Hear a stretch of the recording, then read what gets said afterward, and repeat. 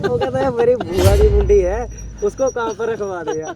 ਉਹ ਮੁੰਡਿਓ ਇੰਨਾ ਨਹੀਂ ਹਸੀਦਾ, ਕਿਸੇ ਦੀ ਨਜ਼ਰ ਲੱਗ ਜੂ। ਉਹ ਪੁਰਾਣੇ ਬਜ਼ੁਰਗ ਕਹਿੰਦੇ ਸੀ ਜ਼ਿਆਦਾ ਹੱਸ ਨਾਲ ਜ਼ਿਆਦਾ ਰੋਣਾ ਵੀ ਪੈਂਦਾ ਵਾ। अंकल जी, पुराने बुजुर्ग बोलते थे ना, लेकिन अब के नौजवानों का तो खून ही बहुत गर्म है। इसे ठंडा करने के लिए हमें कभी कभी हंसना पड़ता है। अरे आप सबने न्यूज़ सुना? नहीं अभी तक तो इसकी तेजी की बात ही सुन रहे थे हम लोग। तू सुना, तू क्या लेके आया है? आप लोगों को पता भी है सरकार ने पूरे 3 बिल लागू करने की बात बोली है। तो इसमें कौन सी घबराने वाली बात है? और इसलिए क्योंकि पहले बिल में ये लिखा हुआ है कि किसान अपनी फसल कहीं भी बेच सकता है, मंडी के अलावा। इसका ये नुकसान है कि सरकार मंडीकरण खत्म करना चाहती है इनडायरेक्ट तरीके से।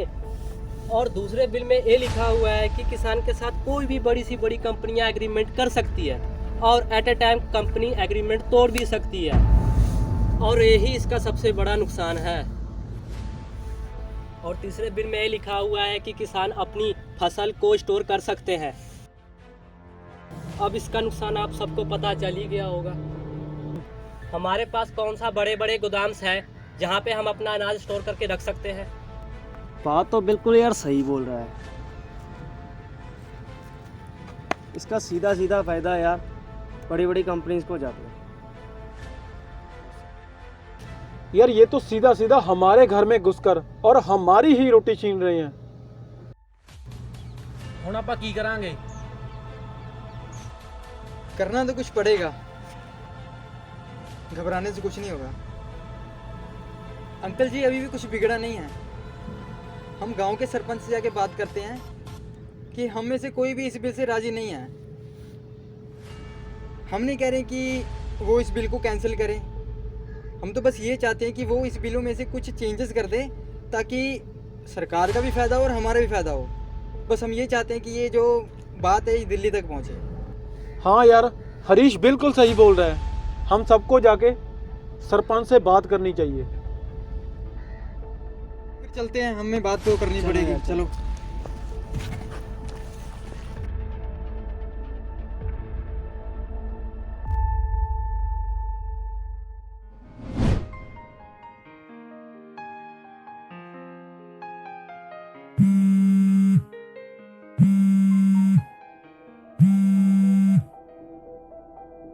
यार हरीश, कुछ बना अपनी अपील का यार? हाँ, हमने बात की थी और उन्होंने बोला भी कि बात दिल्ली तक पहुंच गई है, हमें फ़िक्र करने की ज़रूरत नहीं है। अब देखते हैं सरकार क्या एक्शन लेती है। अच्छा चल ठीक है। तो अभी कहाँ पर है? मैं अभी खेत में हूँ फ़िलहाल। चल ठीक है यार, हम भी वहीं पर आते हैं। चल ठीक है।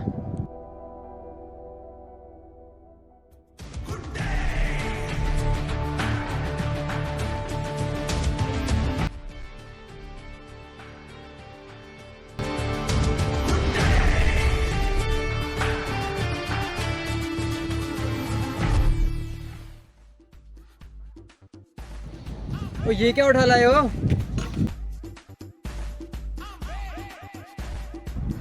ये मेरे घर के स्टोर रूम में पड़ा हुआ था, मैं उठा लाया।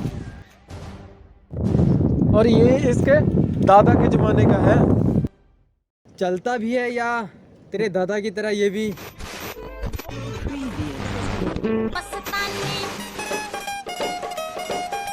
गोरा गोरा रंग जट्टा अख मस्तानी साल सोल मा चढ़ गया मैनू वे हुण परखूं गबरुआ तैनू वे हुण परखूं गबरुआ। और इस वक्त की आपको बड़ी खबर दे दे। देखिए, कृषि और किसानों से जुड़े तीनों बिल अब कानून बन गए। राष्ट्रपति रामनाथ कोविंद ने तीनों बिलों को मंजूरी दे दी है। इस वक्त की ये सबसे बड़ी खबर हम आपको बता रहे हैं। कृषि बिल आने के बाद से लगातार कई राज्यों में किसान इसका विरोध कर रहे थे। कई राजनीतिक पार्टियां अपने अपने तरीके से इस पर विरोध जता रही थी, लेकिन पहले लोकसभा में बिल पास हुआ, फिर राज्यसभा में बिल पास हुआ और अब राष्ट्रपति ने इसे मंजूरी दे दी है और अब ये कानून में परिवर्तित हो गया। क्यों है एबीपी न्यूज़ लवर्स का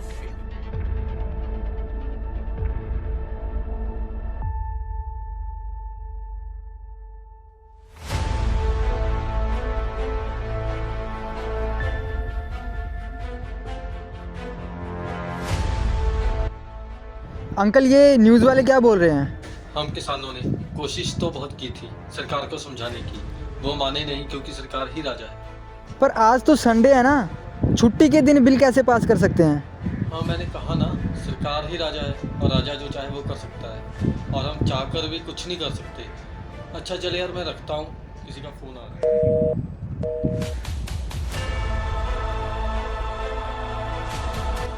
असीं केड़ा मंगिया सोना चांदी सी दिलिए, जो बैठे बैठे खा गई तू सबर किसाना। पर हमें कमज़ोर समझकर गलती कर दी आपने, अब बस बाकी रह गया सिर्फ आपको सबक सिखाना।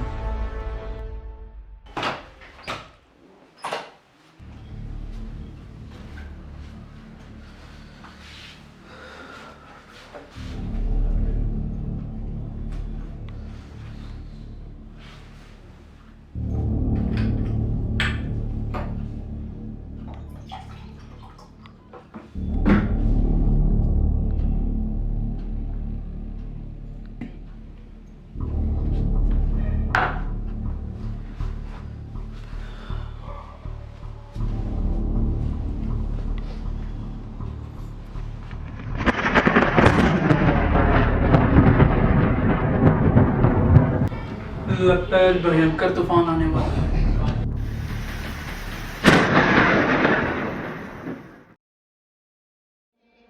छत्ती सौ ਜਾਂਦੇ ਫੋੜੀ ਸ਼ੂਕ ਦੇ ਬੱਚੇ ਕਾਰਾਂ ਥਾਰਾਂ ਉਹ ਬੁੱਕ ਦੇ ਪੁੱਤ ਕਿਸਾਨਾਂ ਦੇ ਲਾ ਇਨਕਲਾਬ ਦਾ ਨਾਰਾ ਆਓ ਬੁੱਕ ਦੇ ਪੁੱਤ ਕਿਸਾਨਾਂ ਦੇ ਲਾ ਇਨਕਲਾਬ ਦਾ ਨਾਰਾ ਤੇਰੇ ਵਾਂਗੂ ਸਾਨੂੰ ਹੇਰ ਫੇਰ ਘੱਟ ਆਉਂਦੇ ਆ ਨਹੀਂ ਰਹੀ ਬਚ ਕੇ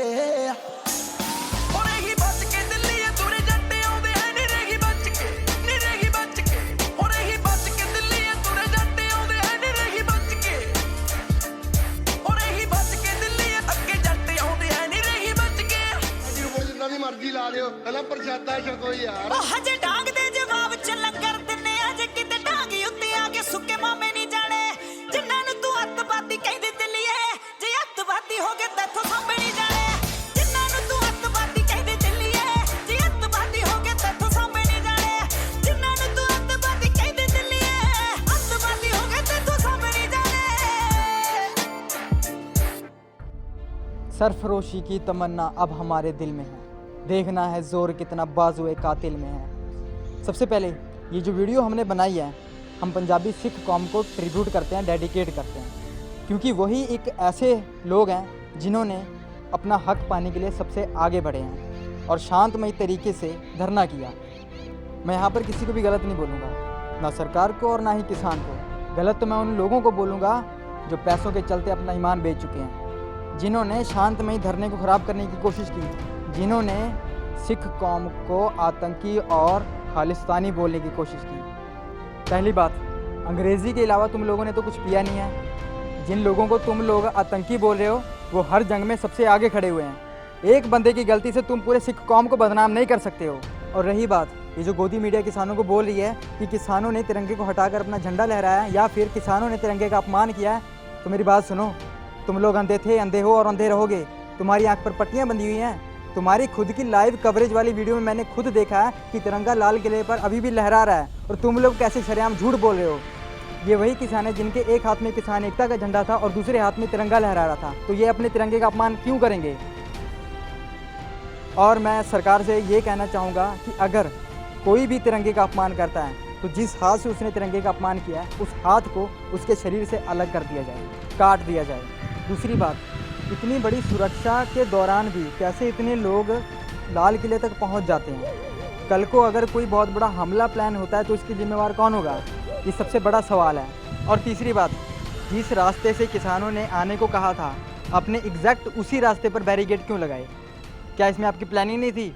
और लास्ट में मैं किसानों को ये मैसेज देना चाहता हूँ, दबना नहीं, डटे रहो।